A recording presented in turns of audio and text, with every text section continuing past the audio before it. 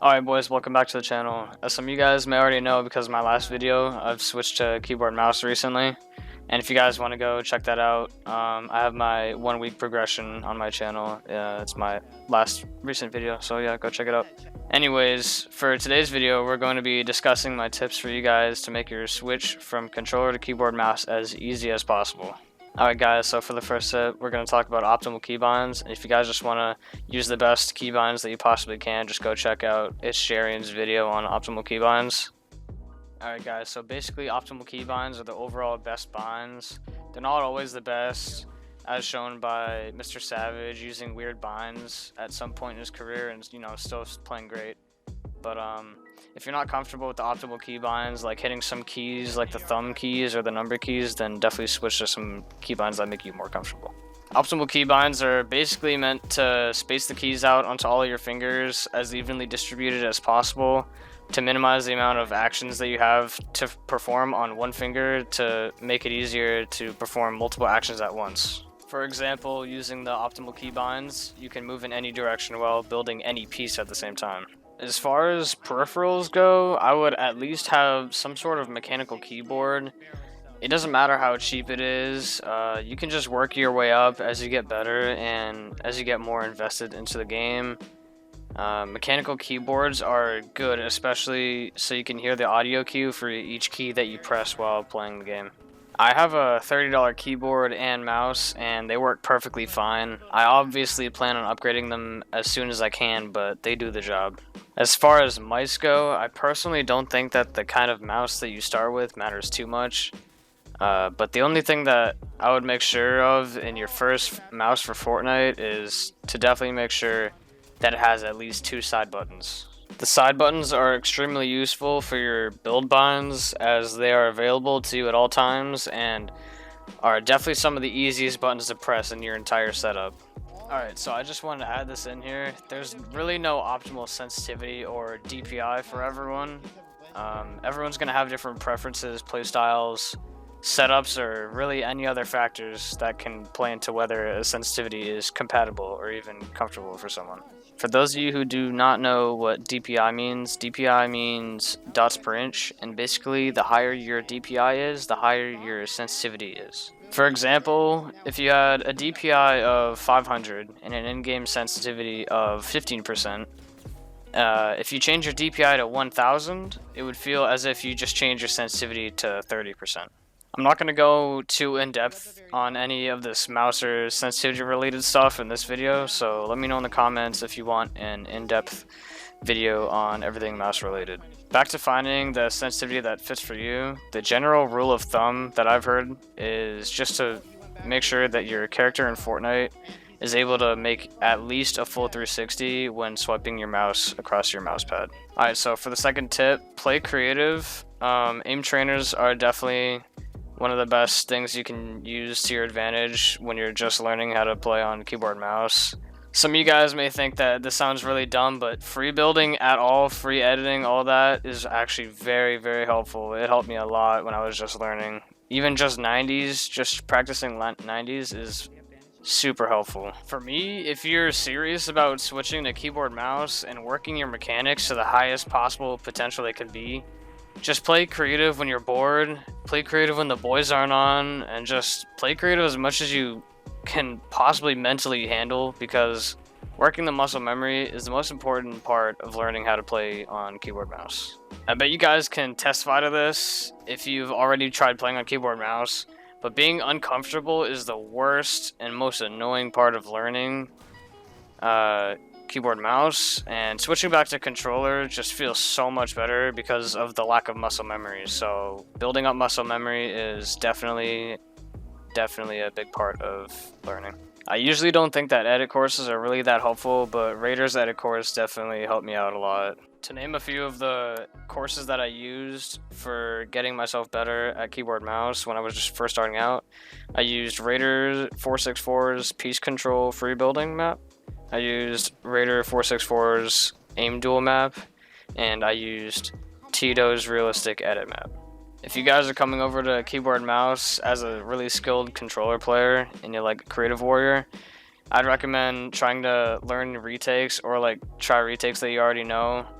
That helped me out a lot, so try that. If you guys are starting to catch on to the basics and your mechanics are starting to get a lot better, I definitely recommend starting to play zone wars and box fights if they're available in the matchmaking and the creative hub. So yeah.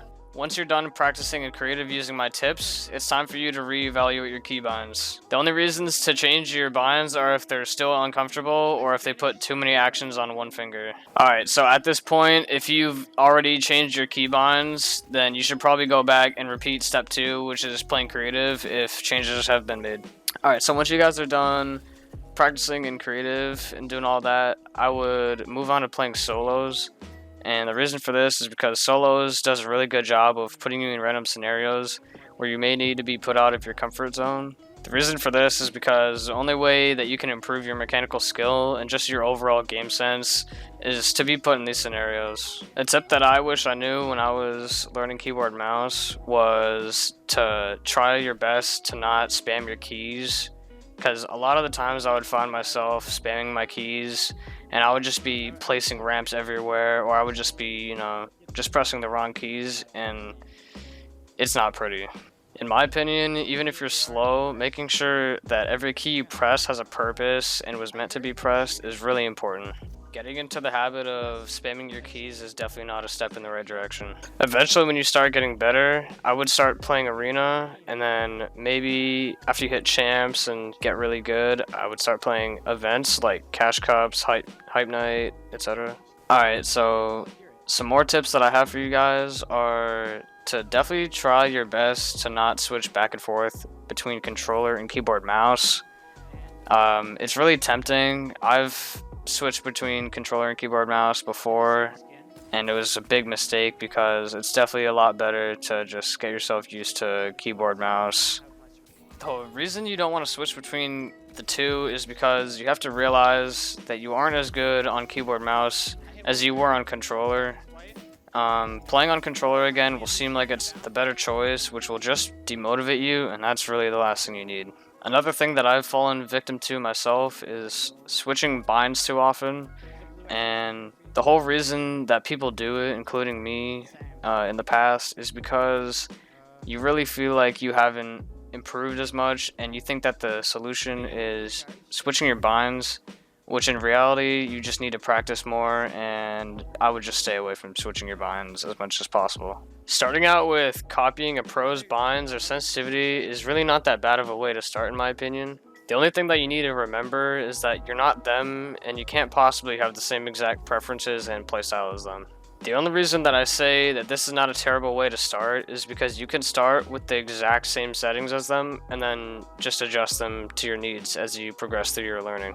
I'm sure you guys are aware of this, and I'm sure that this is probably one of the reasons that you might be switching to keyboard mouse actually. You guys need to make sure that you're taking advantage of scroll wheel reset.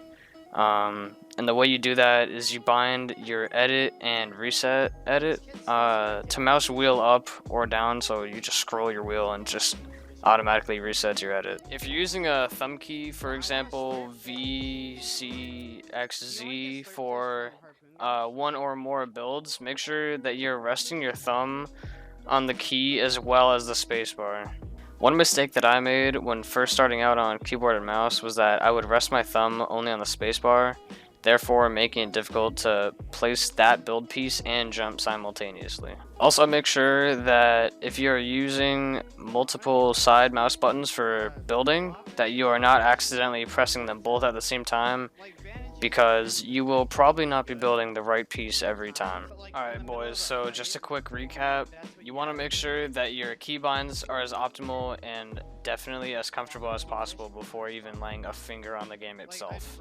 Then when you're done with that, you want to start grinding creative as much as you can to get the feel for the mouse and keyboard and to just start building muscle memory and your mechanical skill. Next, you want to look back at your binds and sensitivities and make the necessary changes to your original settings to allow yourself some more room for improvement. At this point, if you had made any changes, make sure you go back to playing creative and then restart the process. Next, you'll want to start playing solos just to throw yourself in a realistic environment to push yourself to be uncomfortable, because that's how you get better. Eventually, you guys should try to move on to Arena and all the different tournaments that will pop up just to challenge yourself even further. I hope you guys found this video helpful.